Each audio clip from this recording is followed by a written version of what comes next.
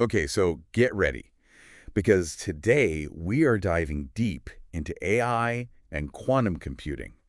Sounds exciting. It is, and it's kind of blowing my mind. You Yeah. know how we always hear about these two? Yeah. They're like the power couple of the future of tech, right? Sure. But then I was reading about Demis Hassabis, Oh, yeah. the Nobel Prize winner, Uh-huh.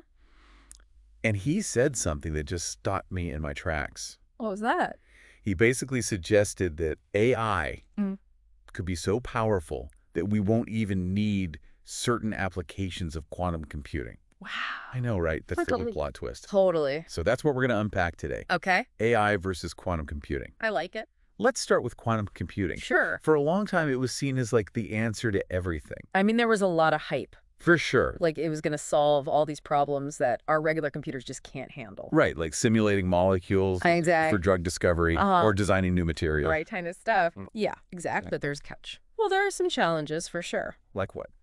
Well, for one thing, quantum computers are still pretty slow. Really? Yeah, especially compared to supercomputers. And building bigger, more powerful quantum computers, it's really hard. So it's not all it's cracked up to be.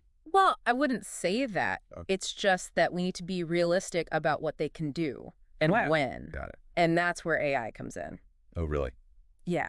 How so? Well, AI, especially machine learning, Right. it's starting to solve some of those same problems. You mean the ones we thought only quantum computers could handle? Exactly. It's like, So take AlphaFold, for example. AlphaFold. Yeah, it's this AI system that solved the protein folding problem. Protein folding. Yeah, it's like this huge challenge in biology. Scientists have been trying to figure it out for decades. Wow. And AlphaFold did it by basically learning from a massive database of protein structures. So instead of just crunching numbers, they figured out the underlying rules. Exactly. That's amazing. And there's AlphaGo, too.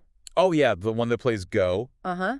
That was incredible. It learned to play Go at a superhuman level. By using AI. Wow. And it did it by recognizing patterns and making strategic decisions. So AI is finding these shortcuts You could say that. instead of relying on brute force like quantum computers. Yeah.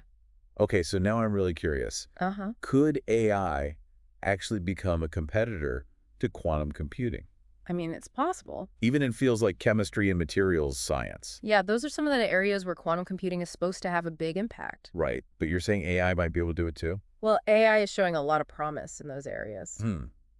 So does that What do you mean think? that AI could rewrite our understanding of quantum mechanics?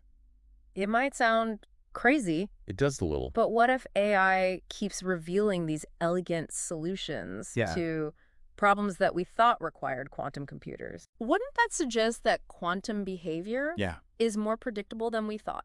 Like there are hidden rules that we just haven't discovered yet, Exactly. and AI is finding them. Exactly. That's mind-blowing. I know, right? So what's next? Well, I think we're entering this really exciting period Uh-huh. where AI and quantum computing Yeah. are going to push each other forward. And maybe even compete with each other. That's a possibility. So maybe AI will surpass quantum computing in some areas. Who knows? Or maybe we'll unlock these deeper secrets of the quantum world. That's the exciting part. We don't know what's going to happen. Exactly. Wow. This is a lot to think about. It is. Thanks for taking this deep dive with me. My pleasure. I think I need to go lie down now. Me too.